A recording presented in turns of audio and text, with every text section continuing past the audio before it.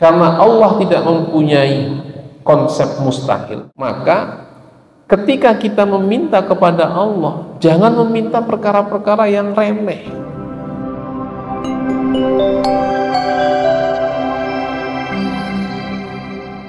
Artinya sifat ma'ani adalah sifat-sifat sempurna selain yang sudah disebutkan di atas. Sifat-sifat yang sudah disebutkan di atas itu kan ada sifat nafsiyah, kemudian ada sifat salbiyah. Maka selain dari sifat-sifat yang telah disebutkan tadi, dia disebut sebagai sifatul ma'ani. Artinya sebuah hal yang mustahil, ketika ada perkara yang wujud, perkara yang ada, maka perkara itu tidak mempunyai atribut, tidak mempunyai sifat. Kalian sebagai manusia ini hidup, kalian manusia iya, hidup iya, berarti kan wujud, berarti ada. Sungguh sebuah hal yang tidak mungkin kalau keberadaan kita sebagai manusia, keberadaan kita yang berwujud sebagai manusia ini tidak ada atribut atau sifat apapun yang melekat kepada kita. Kalian manusia ganteng nggak? Nggak tahu, nggak jelas. Pinter nggak? Oh nggak tahu. Pokoknya hidup saja. Ini kan bahaya. Maka harus ada sifat yang melekat. Sifat yang melekat itu kemarin ada sifat yang secara definisi dia itu melekat kepada zatnya Allah, bahkan tidak bisa dipisahkan. Itu yang disebut sebagai sifat nafsiyah. Keberadaan Allah itu merupakan sifat sekaligus materi terhadap wujudnya Allah, keberadaan Allah. Kemudian tadi sudah sifat-sifat yang menafikan perkara-perkara yang buruk dari Allah itu sudah dijelaskan. Kemudian ada lagi nggak sifat-sifat yang kira-kira menunjukkan tentang kesempurnaan Allah? Ada. Apa? Ada 7. 1, qudrah. Allah itu harus qudrah. Ini yang harus kita hati-hati. Ada qudrah, ada qadir, ada iradah, ada murid. Allah menghendaki, Allah berkehendak, dan Allah berkuasa. Apakah orang yang berkuasa? Ini kita sebelum membahas Allah, kita harus tahu bedanya dulu antara qadirun dan qudrah. Kita pura-pura serius saja. Siapa tahu gara-gara pura-pura serius ini masuk surga. Apakah setiap manusia yang mampu kemudian dia pasti bisa menunaikan tugasnya? Belum tentu. Berarti manusia itu lahu qudrah walakin lam yatamakkan lahu husulul qudrah fil af'al. Belum tentu dia mampu menunaikan kemampuannya. Kalian laki-laki, ya kan laki-laki, apakah kemudian pasti setelah menikah punya anak? Belum tentu.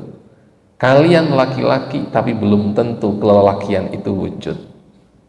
Paham ya? Nah, Allah nggak begitu.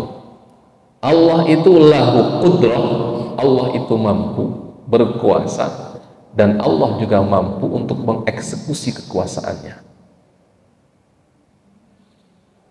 Rektor berkuasa nggak? Berkuasa, tetapi kekuasaannya rektor itu dibatasi oleh yai.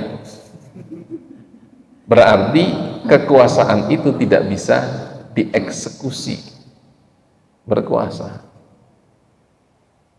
Ada pemimpin, Berkuasa nggak? Berkuasa, tetapi dia dibatasi karena punya atasan lagi. Kalau bahasanya anggota DPR itu, kita ini kan apa itu ketika rapat, kita ini kan tergantung yang di atas-atas sana. Kalau ngomong, oh masya Allah kan, oh, siapa yang nggak gemeter itu kalau sudah dicecar dalam sidang-sidang yang terhormat itu. Tetapi dia tergantung. Anggota DPR itu apa kata ketua partai? Ketua partai bilang diam ya diam, ngomong-ngomong. Berarti ada orang berkuasa, tetapi tidak bisa mengeksekusi kekuasaannya. Allah itu berkuasa, Allah kapanpun mau. Allah berkuasa qudrah. Kapanpun Allah mau untuk melakukan kekuasaannya, Allah itu namanya qadir. Itu bedanya. Jadi wawadhifatuha al-ijad wal-i'dam. Tugasnya, kewajibannya orang yang punya sifat qudrah, dia harus mampu menciptakan. Contoh tukang kayu. Tukang kayu berarti apa? Atau tukang batu berarti apa dia? Dia tugasnya adalah membangun dan meruntuhkan.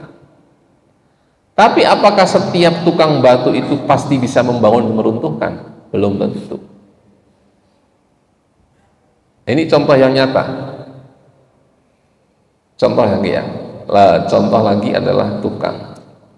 Tukang itu tugasnya apa? Wadifahnya itu apa?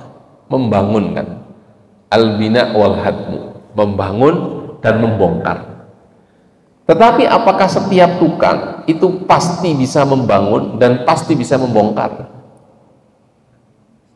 Belum? Kalau menurut saya belum tentu. Kenapa belum tentu? Contoh, ini nanti saksinya. Renovasi guest house nomor 5 itu. Di mana-mana orang kalau masang selang yang buat cebok itu di sebelah mana? Di sebelah kanan. Kenapa sebelah kanan? Biar tangan kirinya berfungsi untuk membersihkan. Tapi kalau tukangnya dia tidak tahu, tidak bisa, ditaruh di sebelah kiri. Jadi selangnya di sebelah kiri, berarti kalau cebok harus pakai tangan kanan.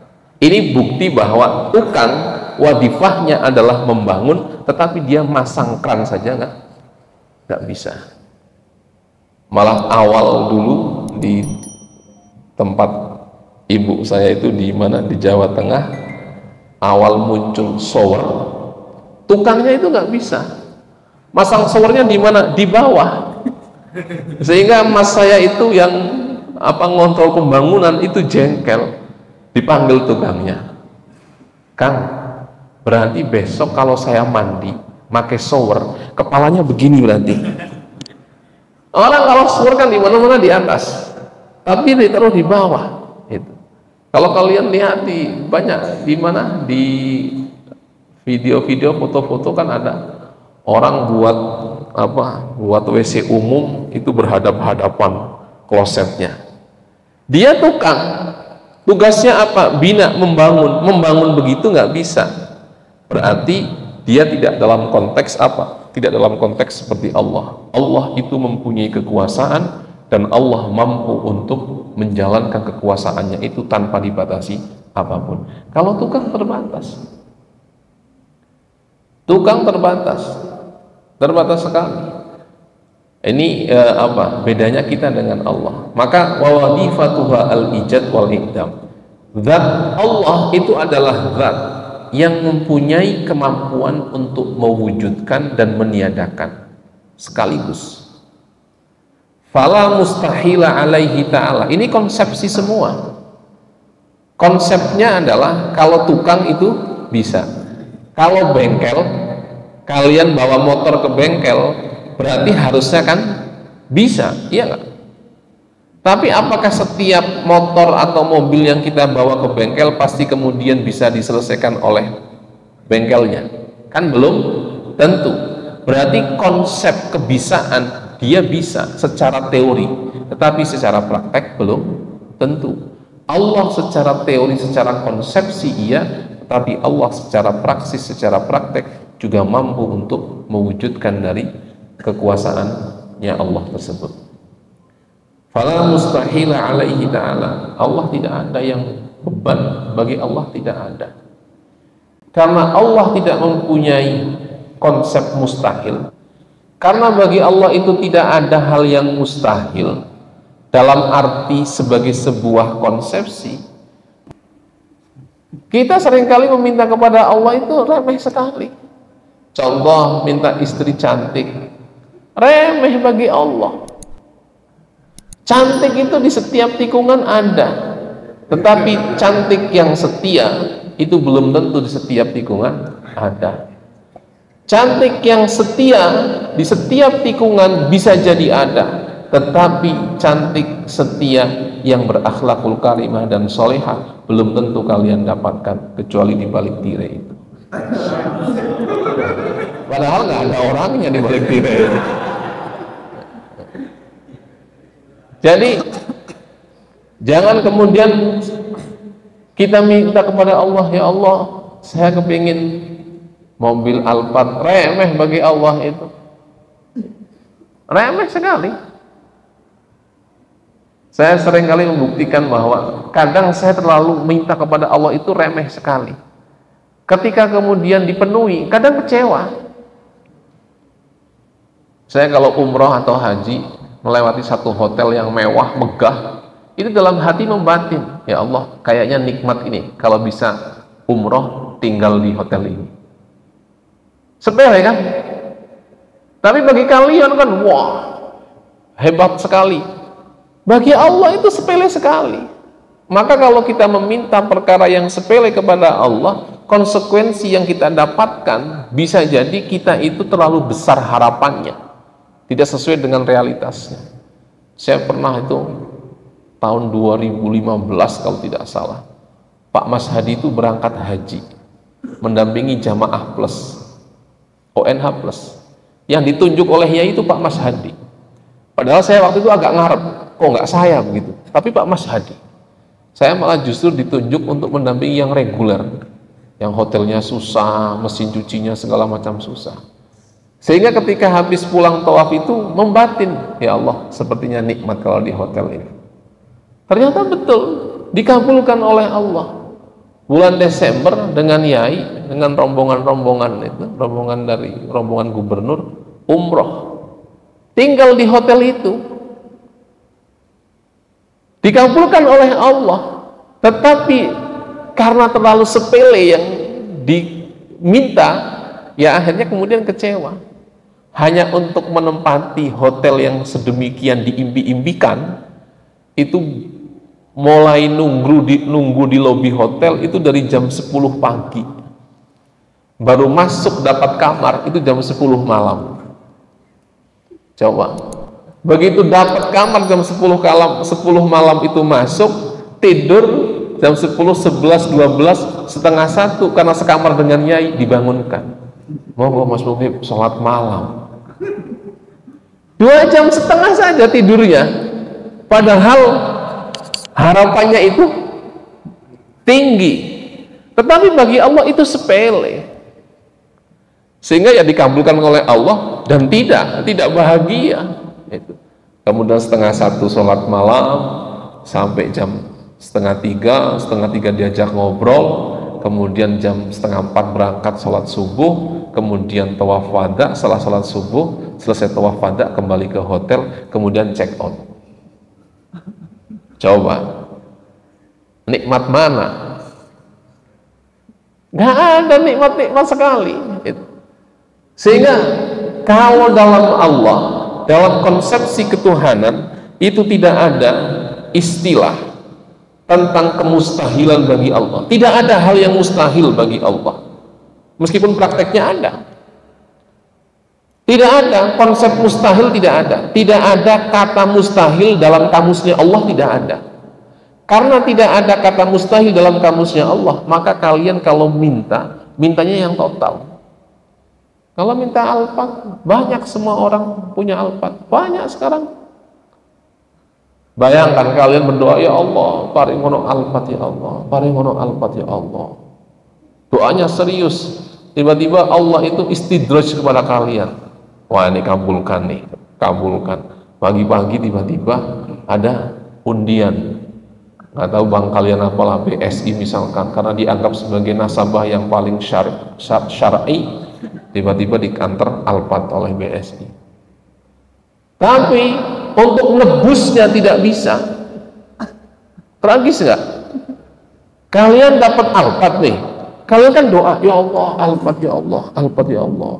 Mosok ya itu sing iso numpak Alphard ya Allah. Aku ya kepingin ya Allah. Karena Allah, wah kasihan ini.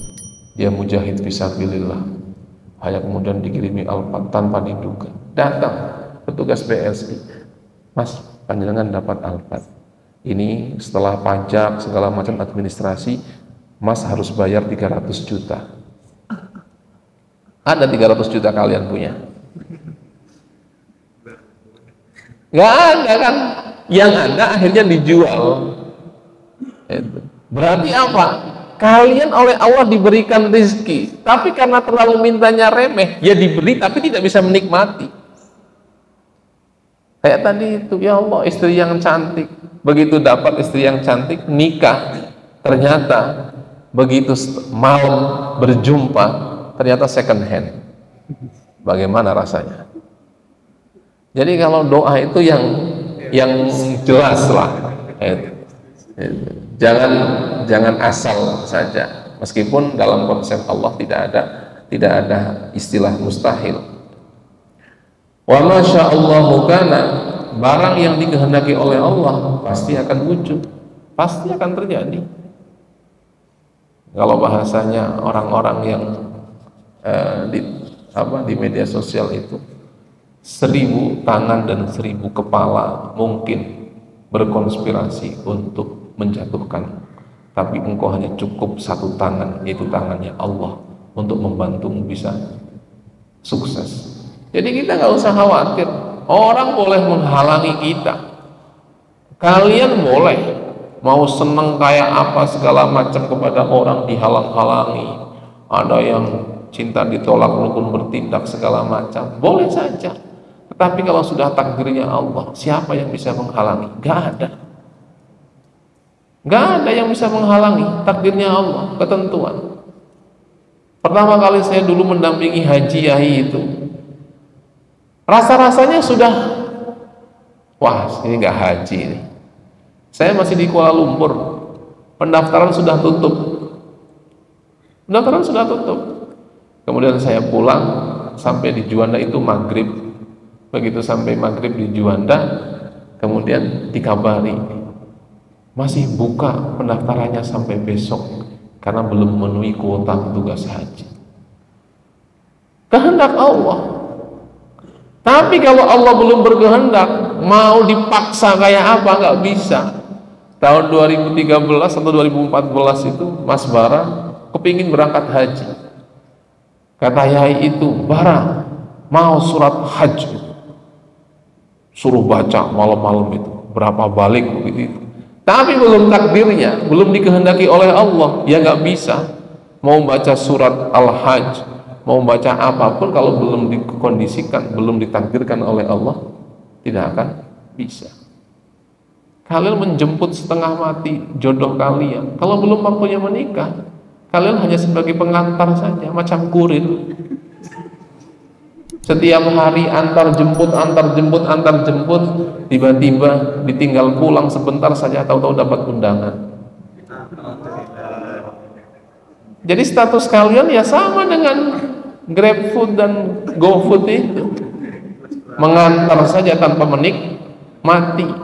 Kalau bersyukur dapat tips, kalau nggak bersyukur nggak dapat apa-apa. Masya Allah, kana, perkara yang sudah dikehendaki oleh Allah pasti akan terjadi. Yang belum dikehendaki, dipaksa kayak apa, nggak bisa. Wa huwa ala kulli syai'in qadir. Allah atas segala sesuatu itu, beliau Allah itu maha berkuasa. Bisa Allah itu. Tidak ada yang bisa menghalangi kekuasaan Allah. Kalian berkuasa, ada yang menghalangi. Laki-laki berkuasa atas istrinya, ada yang menghalangi. Apa menghalangi? Ilmu agama yang dia dapatkan, sehingga tidak berani semena-mena terhadap istri. Itu adalah definisi tentang kudrah. Allah punya kekuasaan dan Allah mampu untuk mewujudkan kekuasaannya. Kita punya kekuasaan, tetapi kekuasaan kita terbatas dalam dimensi ruang dan waktu saat kita hendak menerapkan kekuasaan kita. Itu yang disebut dalam ilmu sosial apa? Manusia itu hakikatnya adalah makhluk yang merdeka, tapi kemudian diikat oleh norma-norma sosial. Kalian merdeka, bebas ngapa-ngapain. Itu kan begitu konsep ilmu sosial. Kalian boleh nggak sekarang datang ke masjid ngaji telanjang? Boleh. Oh, merdeka kok. Tetapi kan kemudian diikat. Berarti kekuasaan kalian untuk melakukan apapun itu tunduk kepada norma-norma sosial. Allah nggak ada aturan-aturan yang bisa mengatur terhadap apa? Terhadap kekuasaan Allah, bersifat absolut atau mutlak. Al-iradatu wa wadhifatuha takhsisul kehendak, menghendaki. Allah itu punya kehendak. Kalau Allah punya kehendak, punya niatan, punya keinginan, maka Allah itu bukan zat yang pasif. Bukan model-model suami yang kalah sama istri. Ya sudah, terserah sampean saja, saya akan ikut. Bukan begitu. Allah itu punya kehendak. Wa wadhifatuha takhsisul mumkinat al-makhluqat bi ba'di ma yajuzu 'alaiha. Karena Allah punya kehendak, Allah punya keinginan, maka itu mewujud dalam apa? Dalam ciptaannya. Kalian masak nih. Kalian masak, punya keinginan, punya kehendak. Kehendaknya apa? Masak nasi goreng. Punya keinginan apa? Dikasih sosis. Nasi gorengnya jadi, ada tambahan sosis. Tapi kalau kalian tidak punya kehendak, yang masak temannya kata bilang nggak usah dikasih sosis, ya sudah saya ngikut saja. Ya nggak ada sosisnya. Allah itu punya kehendak. Kehendak itu mewujud, kehendak itu memanifestasi, terimplementasi dalam apa? Dalam takhsisul mumkinat awil makhluqat, ada bekasnya, ada asarnya dalam ciptaan Allah bi ba'di ma yajuzu 'alaiha. Yang keinginan itu berangkat dari apa? Berangkat dari pengetahuan Allah. Alama sabaqa fi ilmihi adlan wa fadlan. Yang semuanya itu ada apa? Ada pertimbangannya. Ada pertimbangan keadilan Allah dan ada pertimbangan apa? Kemurahan Allah. Saya pernah berpikir, sering berpikir sampai sekarang, kenapa suara saya tidak sebagus Najmi? Saya sering berpikir begitu itu. Kalau saya tidak kemudian apa? Mengikat pikiran liar saya akan kemana-mana. Maka berarti ada hikmahnya. Ada apa? Ada kehendak yang dimaui oleh Allah yang mungkin tidak semuanya langsung bisa paham. Kalau suara saya sebagus Najmi, misalkan, saya nggak mau. Saya mungkin malam ini ada di ruang-ruang karaoke. Di ruang karaokean, atau nongkrong sambil gitaran. Jauh lebih manfaat mana? Jauh lebih manfaat suara saya begini ini. Belum tentu juga kalau suaranya saya sebagus Najmi, kemudian saya punya jadwal malam ini ceramah di sini, besok di mana, besok belum tentu. Sama dengan kalian ditakdirkan oleh Allah menjadi mahasiswa yang pas-pasan, yang zuhud lah, yang tidak suka dunia dan tidak suka materi misalkan. Itu bentuk keadilan dan apa? Kemurahan Allah. Adlan wa fadlan min indillah. Kenapa murah? Oleh Allah kalian tidak diciptakan lebih miskin daripada yang kalian rasakan saat ini. Saya tadi berangkat ke sini itu anak saya berangkat ke dokter, saya berangkat ke sini, ada perasaan bagaimana? Wah, saya nggak bisa nganter anak ke dokter.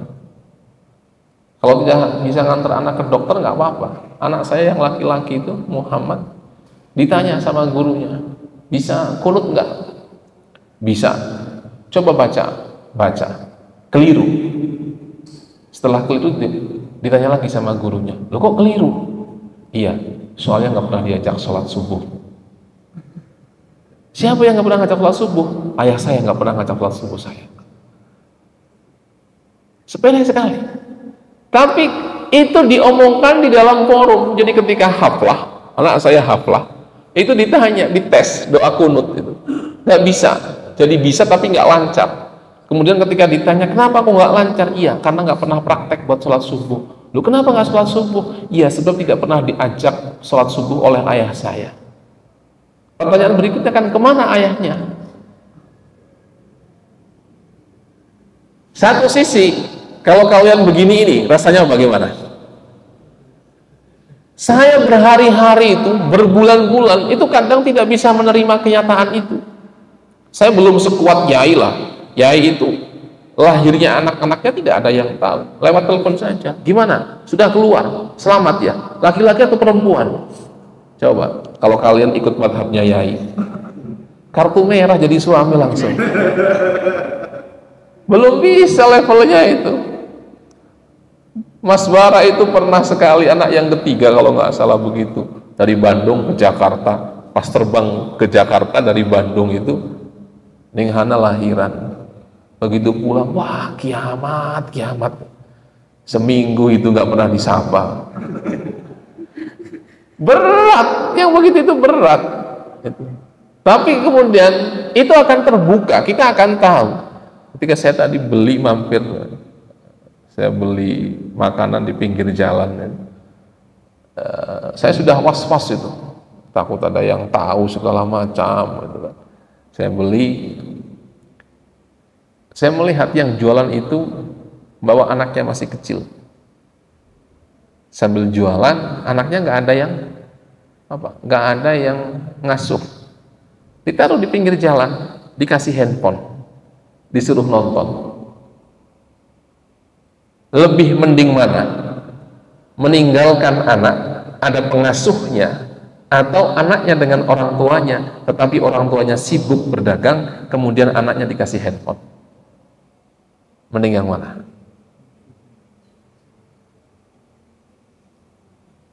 Jadi tidak bisa kemudian kita menganggap, wah ini nggak adil ini nggak bisa. Saya ketika dibegitukan oleh anak, ya ada ngenesnya, ada malunya juga.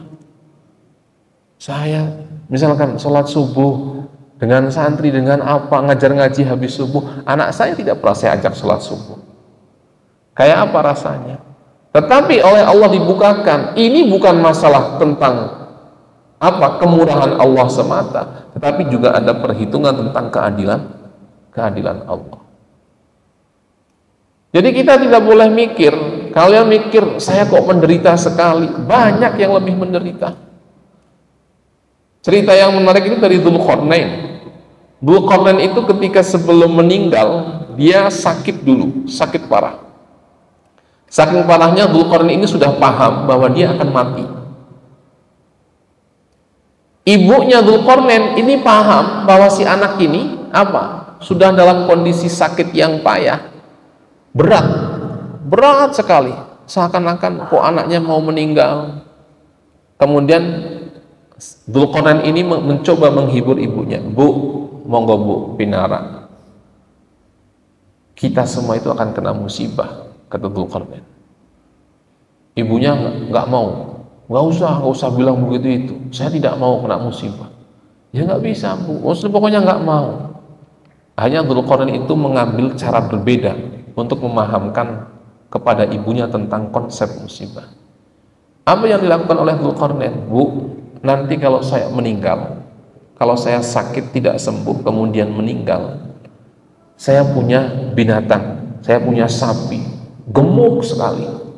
Potong sapi itu kemudian dimasak dengan masakan yang paling lezat, Setelah itu undang siapapun yang tidak pernah kena musibah dalam hidupnya untuk makan sepuasnya.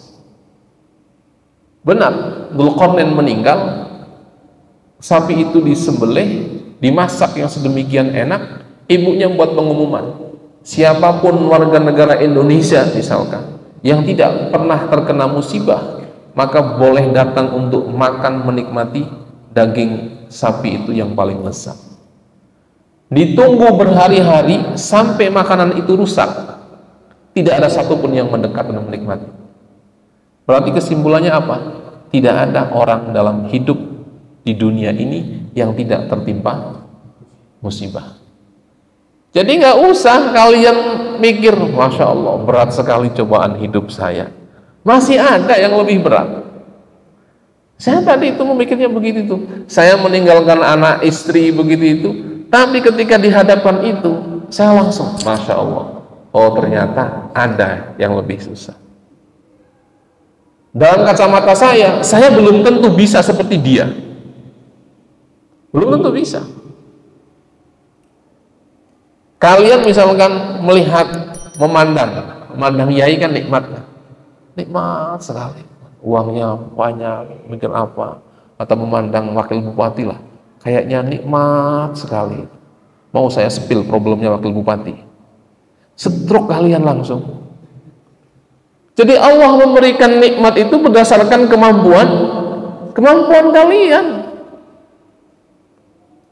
Kalian melihat rektor, wah enak sekali begitu itu, badannya gemuk gitu kan. Coba kalian sehari duduk di sini nih. Wah, rontok semua rambutnya itu. Jadi nggak bisa begitu, itu nggak bisa. Jadi semua itu apa yang ada dalam makhluknya Allah itu pasti berdasarkan apa? Konsep keadilan dan kemurahan dari Allah. Allah menciptakan kita, konsepnya tadi ada asas keadilan. Allah kenapa tidak menciptakan kalian yang model-model tinggi, putih, ganteng, kemudian tingginya 180, besar begitu itu. Loh kalau ganteng semacam itu, kalian nggak di sini. Kalian ada di mall nongkrong, menggadaikan iman. Wong jelek saja sudah tergadaikan imannya. Jadi nggak bisa begitu, itu nggak bisa. Jadi kita diciptakan oleh Allah, di situ ada apa? Ada proses iradah dari Allah. Proses iradah dari Allah, kehendak dari Allah, berarti Allah mempunyai keinginan yang spesifik terhadap masing-masing ciptaannya Allah. Keinginan yang spesifik dari Allah itu berdasarkan asas keadilan dan asas kemurahan. Kita hidup tidak punya apa? Tidak punya harta, masih jauh lebih baik. Ada salah satu ulama dulu itu, dia disebutkan dalam literatur matanya tidak bisa melihat, tangan dan kakinya lumpuh, seluruh kulitnya itu terkena penyakit kulit, kepalanya itu botak yang licin, nggak keluar rambutnya sama sekali. Coba kalau kalian ditakdirkan oleh Allah dalam kondisi begitu, berani nggak mengucapkan Alhamdulillah? Berani nggak? Ada orang nih, kepalanya botak, tangannya lumpuh, kakinya lumpuh, kemudian dia tidak bisa melihat. Dia tidak bisa melihat. Seluruh kulit di tubuhnya itu terkena penyakit kulit. Terkena judam, wal abros, kena judam dan al abros. Kira-kira berani nggak kalian ngomong Alhamdulillah? Orang yang begini ini, dia wiridnya itu adalah Alhamdulillahilladzi qad afani. Terima kasih saya kepada Allah yang telah memberikan kepada saya nikmat kesehatan. Ada anak muda yang teriak, Pak Tua, oh sampean bentuknya begitu tuh kok masih gagah-gagahan ngomong Alhamdulillah. Nikmatnya Allah yang mana yang mau kamu syukuri? Coba. Kadang kan kita mikir begitu itu. Kita masih bisa jalan, kita punya mata, kita punya hidung. Hidung kita itu normal, nggak konslet. Coba kalau saya kasih kalian duren, kecium oleh hidung kalian itu sebagai kentut. Musibah kan namanya. Ini adalah manifestasi dari apa? Ala ma sabaqa fi ilmihi adlan wa fadla. Tapi kan enggak. Hidung kita normal, mata kita normal, telinga kita normal. Coba kalau telinga kita itu tidak normal, kalian mendengar suara ayam itu seperti mendengar suara perempuan manggil-manggil. Monggo mas, monggo, pinara, pinara. Musibah kan. Kalian lihat ayam itu, ayam petok, petok, petok, petok. Tapi terdengar di telinga kalian itu, monggo mas, pinara mas, pinara mas.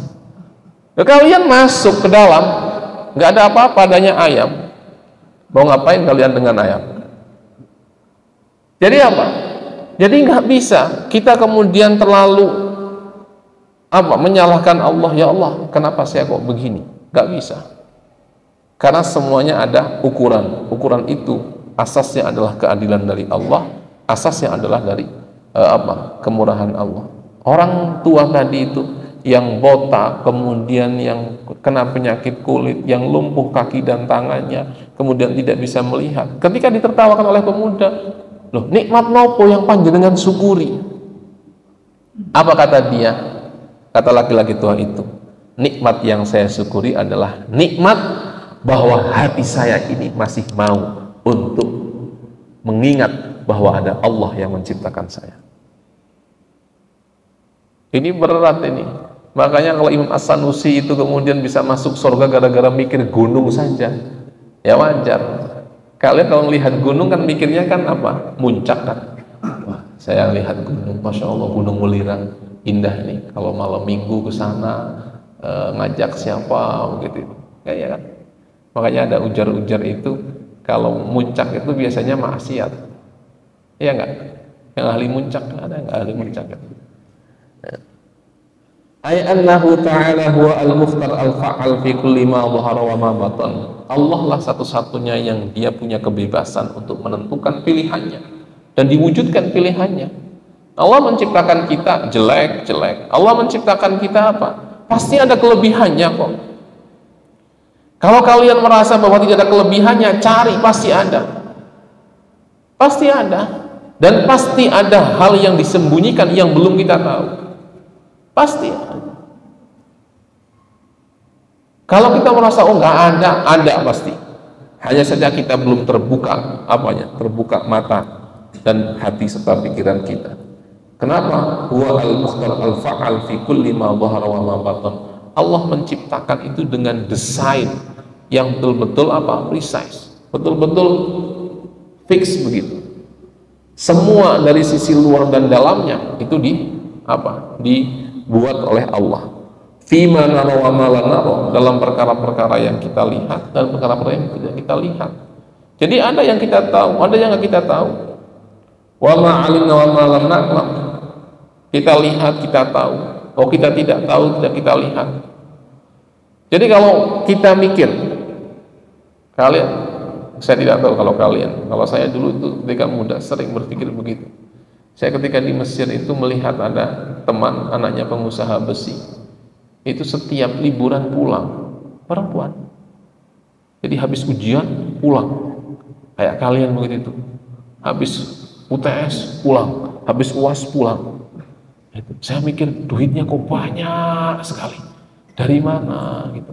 Nanti datang itu bukan di awal semester, menjelang akhir semester, menjelang ujian datang lagi. Masuk 1 minggu, kemudian ikut ujian pulang lagi. Duit dari mana gitu. Saya waktu itu berpikir, wah nikmat sekali sepertinya naik pesawat kemana-mana.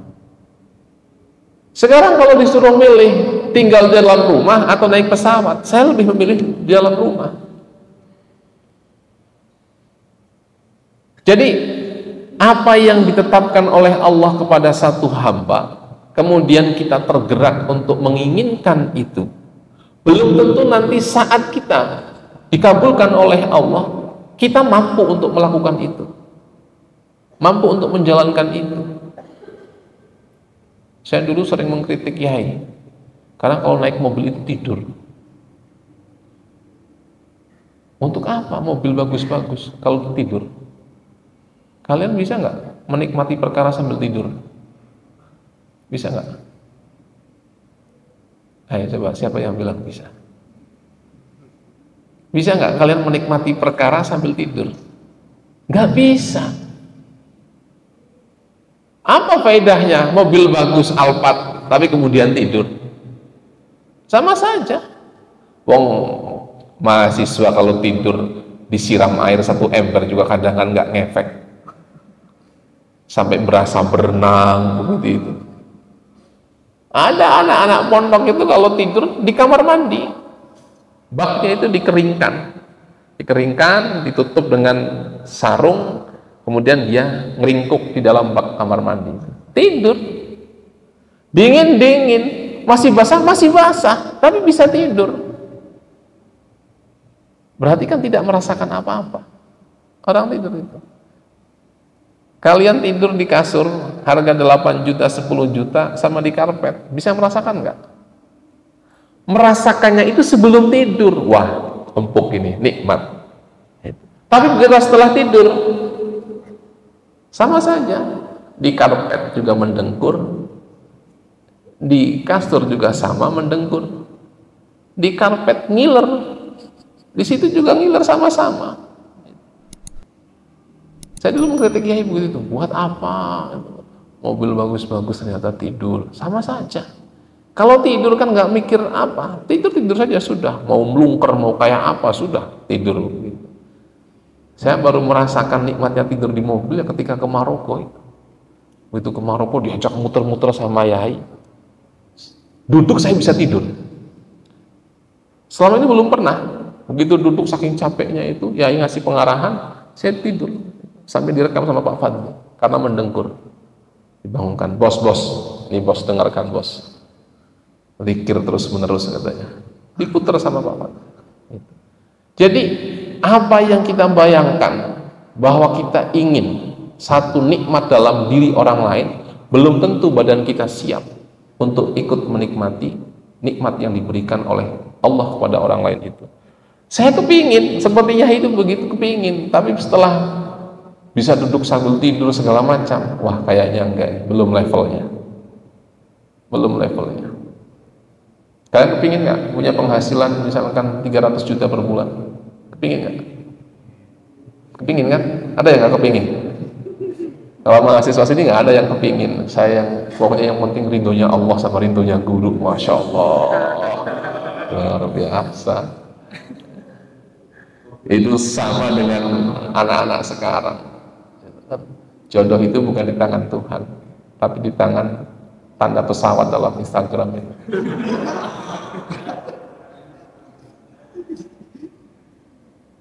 Gak bisa kita mikir misalkan 300 juta bisa nggak? Wah seneng 300 juta itu, belum tentu seneng. Kenapa belum tentu seneng? Coba dikejar-kejar pajak susah, zakat susah, segala macam, sayang segala macam. Saya kadang mikir kalau dituruti nafsu, kadang mikir melihat Gus Bara itu, wah jalan-jalan. Saya kadang membayangkan jadi istrinya. Saya yang jadi laki-laki itu senang, wah kemana-mana dikerubutin perempuan-perempuan, ditowel-towel begitu. Kadang mikir senang begitu itu. Kalau istrinya kan jengkel kan, istrinya jengkel. Tapi begitu ngobrol bareng, kemudian tahu, wah enggak mas, nggak minat saya jadi wakil bupati. Lek bupati tambah nggak minat. Lek gubernur apa meneh gubernur. Lek presiden enggak presiden. Terus nanti apa ketua partai saya. Enggak, ini guyon. Biar kalian nggak stres untuk pikir tauhid itu. Ketua partai kalau di Indonesia itu masya Allah datang itu wah, terhormat sekali. Melebihi siapapun lah. Jadi konsepsi Allah begitu itu. Allah berkehendak, kehendaknya Allah diwujudkan dalam ciptaannya. Nah, ketika kehendak Allah itu terwujud dalam ciptaannya, itu maka harus merujuk kepada dua konsep tadi. Dua asas tadi apa? Keadilan dan kemurahan Allah. Allah murah kok. Allah itu maha memberi, dermawan. Apa yang kita butuhkan diberi. Diberi. Telinga diberi, rambut diberi, segala macam diberi, segala macam. Tetapi Allah juga di samping fadlan, juga Allah mempertimbangkan adilannya, keadilan. Maka tidak sama. Suara berbeda, tinggi berbeda. Coba kalau tingginya kalian sama dengan saya, semuanya sama itu. Susah, nggak bisa. Pasti berbeda. Pasti berbeda. Kenapa berbeda? Ya itu bentuk keadilan Allah. Bentuk keadilan Allah. Disitulah wujud. Kalau badan saya kecil macam kalian, wah tambah nggak punya wibawa saya. Gak ada. Harganya tuh nggak ada. Wong badannya besar saja nggak ada nilainya di hadapan kalian. Itu ngaji habis-habisan suaranya, tetap saja segitu-gitu saja misalnya. Itu gambarannya begitu. Jadi ada keadilan Allah. Kenapa Allah menciptakan badannya besar? Kenapa Allah menciptakan badannya kecil? Otaknya cerdas segala macam itu. Kalau kalian otaknya cerdas, misalkan bisa jadi sudah jadi pengkhianat negara Indonesia kalian. Ya Pak, kalian kan karena otaknya mohon maaf, otaknya kan sama dengan saya, itu kan pas-pasan. Cuman bedanya kalau kalian kan pasnya kebangetan gitu. Coba kalau cerdas sedikit, mungkin sudah di Singapura, mungkin dapat beasiswa di mana, di Israel, menjelek-jelekan Indonesia segala macam gitu. Mungkin sudah menjelekkan Islam segala macam, maka ada apa? Ada keadilan Allah. Di situ yang harus menjadi pedoman kita. Wallahu a'lam.